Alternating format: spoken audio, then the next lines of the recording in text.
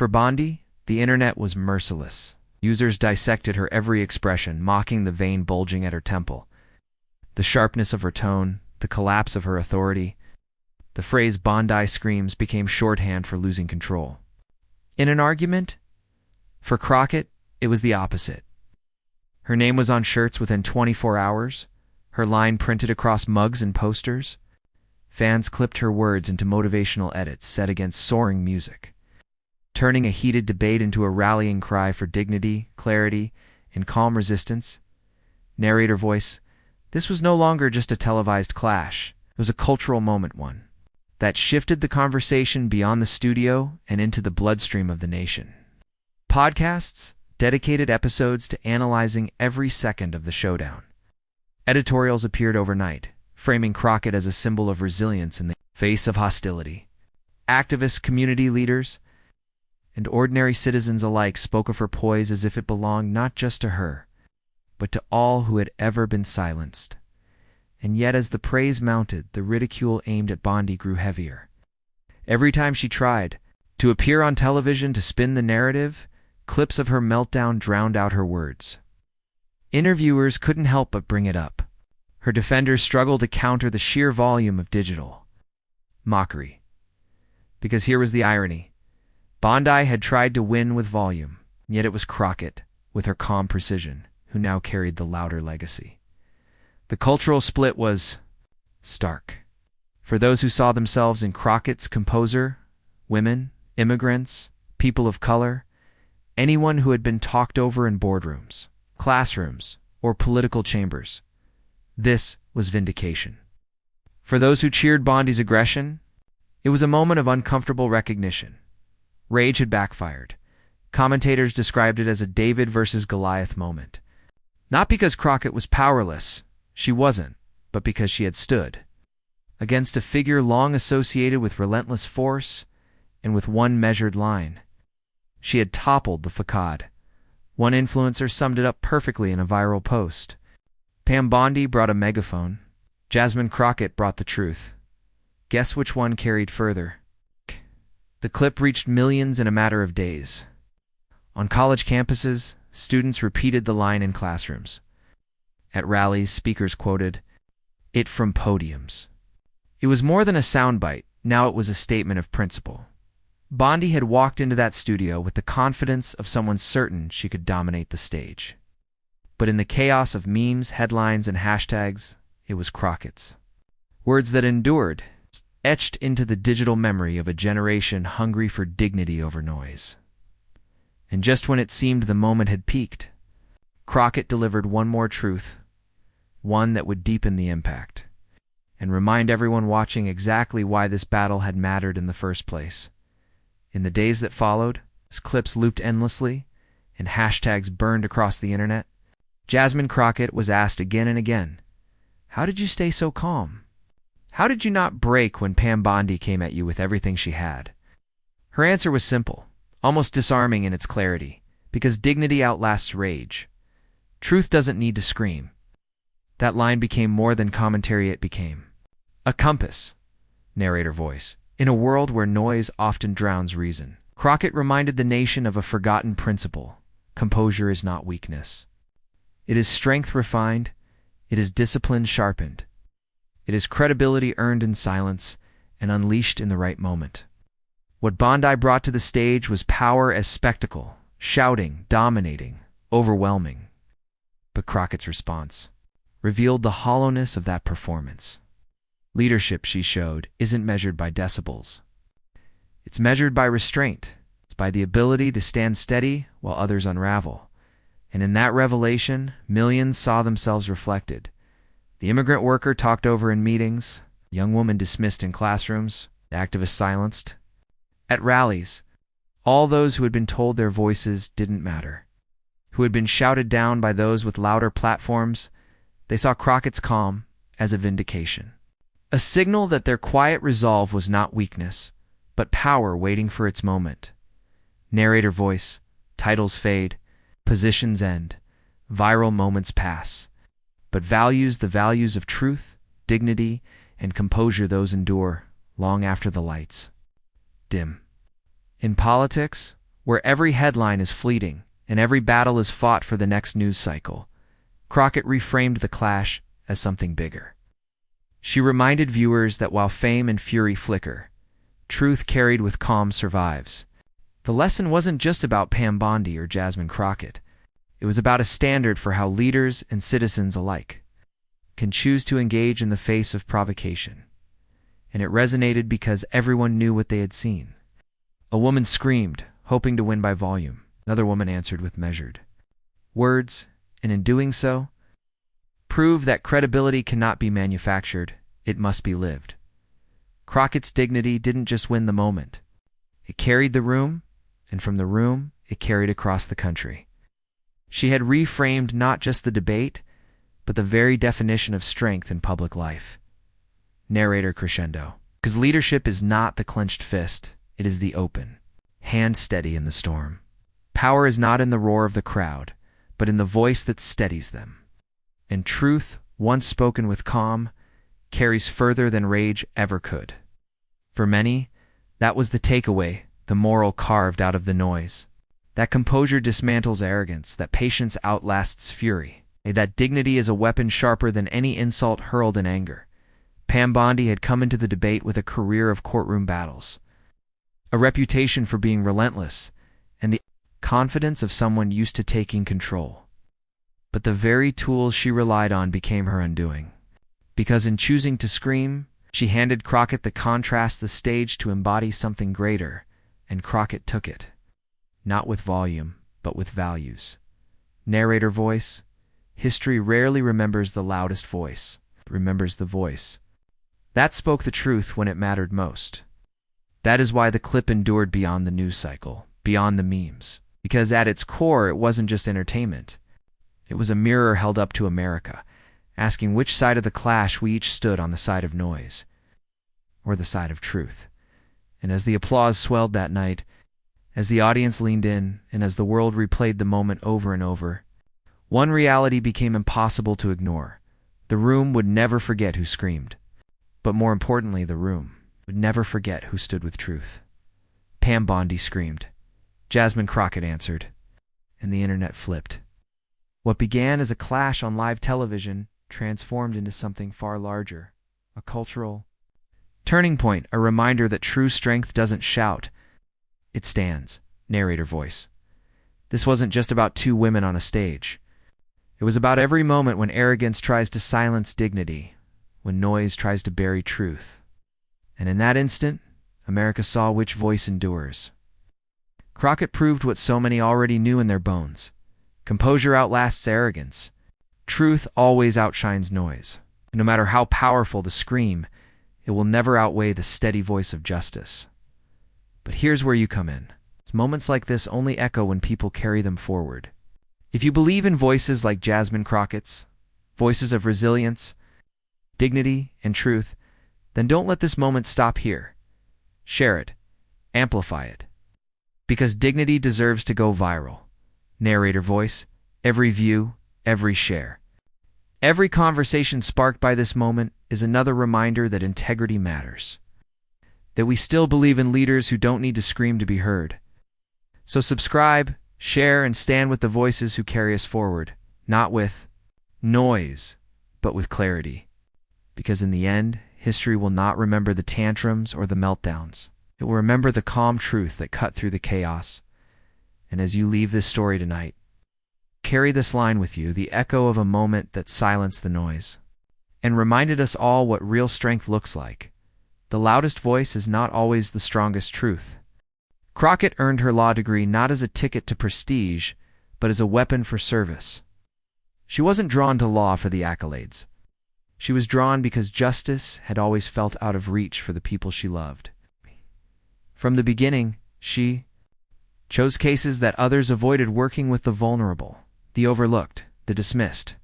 In crowded courtrooms, where voices blurred into background noise, Crockett made sure the marginalized were heard. Every victory was hard-won. Every loss a reminder of how steep the climb really was. But the courtroom was never just about legal briefs and closing arguments. It was about standing as a black woman in spaces where authority rarely looked like her. Judges doubted her before she spoke. Opposing counsel talked over her mid-sentence. Commentators questioned her qualifications in ways her peers never faced. She was underestimated, second-guessed, and scrutinized more than most, but each slight only sharpened her edge. Every interruption strengthened her resolve to speak with precision. Every dismissal pushed her to prepare twice as hard. Politics brought no relief from these battles, it amplified them. When Crockett stepped into public office, the spotlight came with a different kind of weight. Every word she spoke was dissected, every expression analyzed, every misstep magnified. Double standard was suffocating. Others were called passionate. She was branded angry. Where others were praised for toughness, she was told she was too aggressive. The same qualities that earned men respect were weaponized against her, and yet she never retreated. Crockett's armor became her composure, her wit, her clarity. She didn't raise her voice to meet the noise. She carved through it with precision. She learned that silence held at the right moment could be louder than any scream. She discovered that a carefully chosen phrase could land with more force than a barrage of shouted words. Her story wasn't just one of survival, it was one of service. Crockett carried her community with her at every step.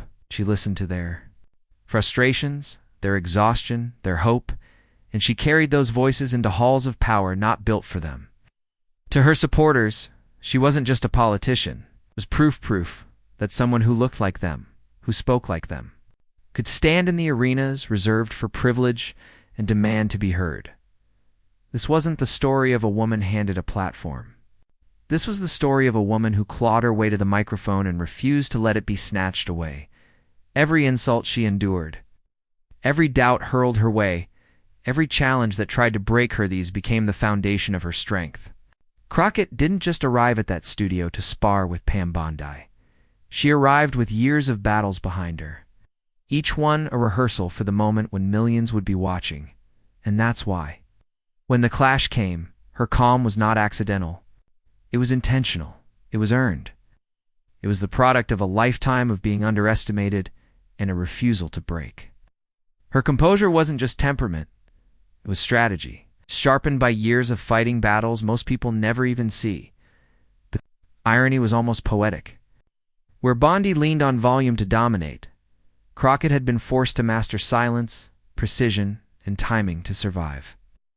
Where Bondi wielded her reputation as a shield, Crockett wielded lived experience as her sword. One shouted to claim power. The other had already lived the truth of it, and so, as the studio lights burned bright and the cameras rolled, Crockett did what she had always done. She steadied herself. She let her opponent unravel. Let the noise swell around her. Let the chaos prove its own point. Because Crockett knew the value of the pause. The power of the stillness before the storm. The narrator's voice carried the weight of her journey. Every insult, every doubt, every challenge prepared her for this very moment. The audience may not have known her full backstory, but they could feel it in her presence, the quiet strength of a woman who had already fought wars before she stepped onto that stage, and when Bondi screamed, when the rage filled the studio, and the tension hung so heavy it could be cut with a knife, Jasmine Crockett didn't flinch.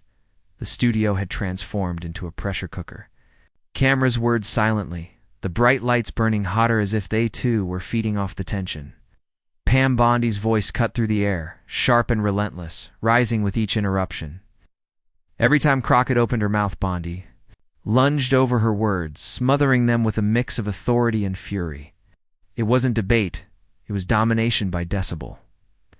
Bondi leaned forward, her hands gripping the edge of the desk as though she could anchor her authority through sheer force. Her prosecutor's tone rang out, rehearsed but raw, her sentences crashing over one another in a wave designed to drown the opposition. The moderators shifted uncomfortably, viewers at home inching closer to their screens. This wasn't civility, it was spectacle. But if Bondi's fire filled the room, Crockett was the calm center of the storm. Her strategy was simple but devastating. She did not rise to meet the shouting. She did not flinch, did not break the rhythm of her breath. Her eyes stayed locked, steady, a quiet refusal to surrender ground. Silence became her weapon. Every time Bondi cut her off, Crockett absorbed it not as defeat, But as ammunition, the narration cut in like a low drum beat.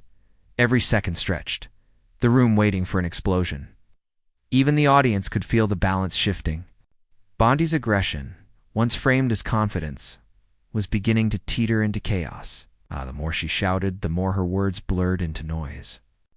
And in that noise, something remarkable happened. Crockett's silence began to speak louder. The absence of reaction, the unshaken composure, became the story itself. Producers in the control room whispered into headsets, sensing the viral moment brewing. Social media feeds lit up in real time. Why isn't Crockett responding? She's just staring. What's she planning? This feels like the pause before history, Bondi, perhaps sensing that her opponent's stillness was unnerving more than her own shouting was persuading, doubled down. Her finger jabbed the air, her voice cracked with urgency, her words colliding faster, louder, angrier. She was demanding a reaction, begging for the fight, but Crockett would not give it to her, not yet. She sat back slightly, controlled breathing, steadying her frame. Every inhale and exhale was deliberate, a metronome of discipline under the chaos. Her eyes never left Bondi's face, a steady flame against a storm of sparks. It was a duel without swords. But the outcome was already foreshadowed. The narrator's voice lingered like a whisper only the audience could hear. This was not weakness. It was patience. It was the storm gathering. The moderators finally attempted to step in, calling for order, but their voices were nearly swallowed by Bondi's momentum. The clash had escaped its structure. This was no longer a debate with turns, and fairness. It was a raw confrontation of power, presence, and who could command the nation's gaze. And in that moment, everyone watching, whether in the studio or on living room couches across America, felt the same electricity in the air. The shouting wasn't sustainable. Something had to break. The question wasn't if, it was when. Bondi's tirade reached its peak, her voice straining with the effort, her arguments tumbling one over the other until meaning dissolved into sheer volume. The crowd in the studio shifted, some leaning forward, others glancing toward Crockett, wondering how long she could or would hold her silence. The air grew thick, anticipation coiling like a spring. Crockett leaned forward ever so slightly, a subtle shift that did not go unnoticed. Her eyes narrowed, not in anger, but in focus. The stillness around her shattered into expectation. And then, Crockett leaned forward and spoke. The silence in the studio had barely faded when the noise outside began. Phones lit up like fireworks, timelines flooded, and within seconds, hashtags were born. #Bondi Meltdown. #Crockett clapback. They spread like wildfire, climbing the ranks of trending topics before the live broadcast even wrapped. Screens across the country replayed the moment. Bondi, mid-scream, her face tight with fury, cut against Crockett's calm. Sharp line, the loudest voice in the room isn't always the one speaking the truth. Clips circulated in 1,000 different forms. TikTok edits layered dramatic sound effects over Bondi's shouts, cutting to Crockett's composed stare with captions like "This is how you handle a bully." Twitter feeds exploded with GIFs of Crockett leaning forward, perfectly timed with her devastating delivery. Instagram Reels slowed the moment down, pausing right at Bondi's frozen expression before zooming in on the stunned crowd reaction. Celebrities chimed in first. List actors, chart-topping musicians, authors, comedians, they all seemed to weigh in within hours. One tweet read, "Crockett just gave a masterclass in grace under fire." Another, from a late-night host, simply posted the clip with the caption, "Ladies and gentlemen, how it's done." Political pundits scrambled to catch up. On cable panels, some tried to spin Bondi's shouting as passion, but the visual contrast was too undeniable. Bondi looked rattled. Crockett looked unshakable. By the next morning, even the most cautious commentators were admitting that the night belonged to Jasmine Crockett, and the memes. One viral image split the screen. On one side, Bondi mid-yell, face contorted. On the other, Crockett poised, calm, a caption beneath, "Noise versus truth." Another edit compared the moment to a boxing knockout, complete with sound effects of a bell and Bondi slumping as if hit by an invisible punch. Pam Bondi's voice cracked like a whip through the studio lights, her words slicing the air with venom that made even the cameras shudder on their tripods. Her face flushed red, hands cutting the space like blades, each syllable sharpened by rage. "You think you can stand here and lecture me? You think your so-called degree makes you fit to speak on this?" Her voice rose higher, trembling on the edge of fury. The sound wasn't just loud, it was consuming, a roar meant to dominate, to silence, to overwhelm. The audience froze, caught between disbelief and discomfort, their eyes darting from Bondi's clenched jaw to the figure at the center of her attack. And there, in the middle of the storm, sat Jasmine Crockett. Her posture never wavered. Her eyes, steady as stone, locked forward with the quiet intensity of someone who had heard louder voices, faced fiercer storms, and endured far worse attempts. To break her spirit, the narrator's voice slipped in over the frenzy, smooth and deliberate. The moment Pam Bondi's rage filled the room, the stage was set for a clapback no one would forget. Cameras zoomed tighter, capturing every twitch of Bondi's fury, the spit at the corner of her lips, the veins pushing against her skin. The producers, sensing chaos, cut between close-ups of her storming presence and Crockett's startling stillness. The more Bondi's fire raged, the more Crockett appeared like water and moved. Untouchable, her breathing was measured, her hands resting on the table as though she were holding the entire room's balance in her palms. Each pause in Bondi's tirade only magnified the silence radiating from Crockett's corner. It was a silence not of defeat, but of patience, silence that demanded the world keep watching. The crowd shifted, whispers rippling through the studio. Some leaned forward, anticipating a meltdown or a clash, but Crockett gave them none of it. Her composure was its own weapon, invisible but undeniable. Waiting for the perfect moment, the narrator lingered. Voice like a drumbeat beneath the chaos, but Crockett's silence was not weakness. It was the storm gathering. With the air crackling, the audience could sense it, the calm before the strike. The studio was more than just a stage. That night it was a battlefield, lit by glaring cameras and broadcast into millions of homes across the nation. The chyron at the bottom of the screen framed the moment as a debate, but everyone watching knew it was far more than that. This wasn't just another political sparring match. It was about who got to define credibility, power, and the American story itself. Pam Bondi carried herself with the confidence of someone who had long thrived under those lights. Former prosecutor, high-profile television guest, political heavyweight with a Rolodex of allies. She'd sparred on cable. News for years, her voice cutting and her presence commanding. To her, this was familiar terrain. She believed her resume alone gave her the upper hand, the authority to talk over, dismiss, and drown out anyone who dared challenge her narrative.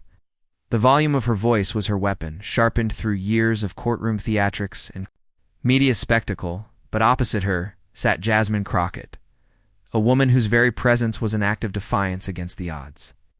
A black congresswoman who had fought her way up from grassroots battles, whose career had been less about flashing cameras and more about carrying communities often left unheard. Crockett represented not only herself, but a chorus of voices that history had tried to mute. Every time she spoke, she carried with her the weight of those who were told they didn't belong. Those whose truths had been twisted, those who had been shouted down and told to wait their turn, and that was what made the clash so combustible. To Bondi, this was a familiar game of dominance. To Crockett, it was another proving grounded test of whether dignity and truth could withstand the loudest voice in the room.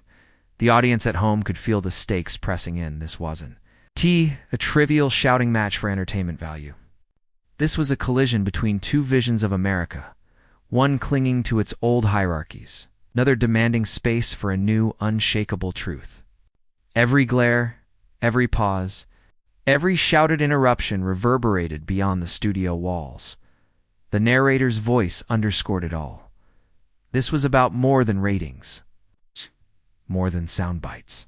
This was about who gets to stand unchallenged and who refuses to bow. This was about credibility, power, and who defines the American story. Bondi leaned harder into her attacks, her words growing faster, sharper, more frantic, as though sheer force could end the debate before it truly began.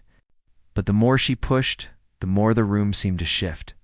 Eyes began turning toward Crockett, waiting to see whether she would erupt or crumble, or answer in a way no one could ignore. The energy in the studio grew thick, every breath an intake of suspense.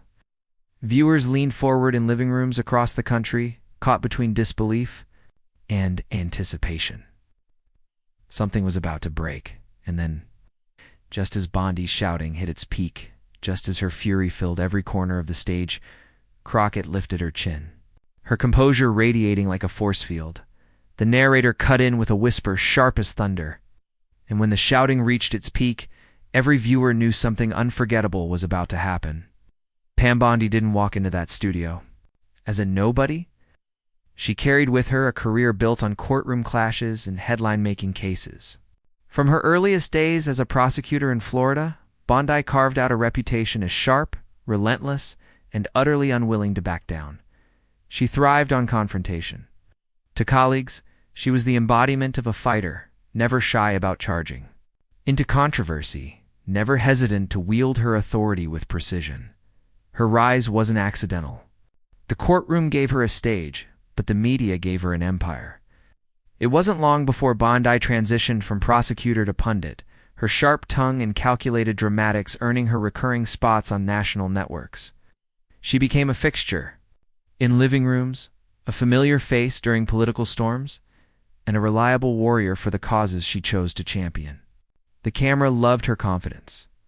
Viewers knew her voice, commanding, cutting, always pushing harder than her opponent could keep up. But with that relentless drive came another pattern, one harder to ignore the longer she stayed in the spotlight. Bondi didn't just argue her points, she steamrolled. She didn't just debate, she dominated. Interviews weren't conversations, but performances. Her voice growing louder whenever a challenger dared to find their footing. She leaned heavily on aggression, on sheer force of personality, making volume her weapon of choice. For years, it worked. Many opponents faltered under the pressure. Producers booked her precisely for that fire, knowing she could turn even a routine panel into must-watch television.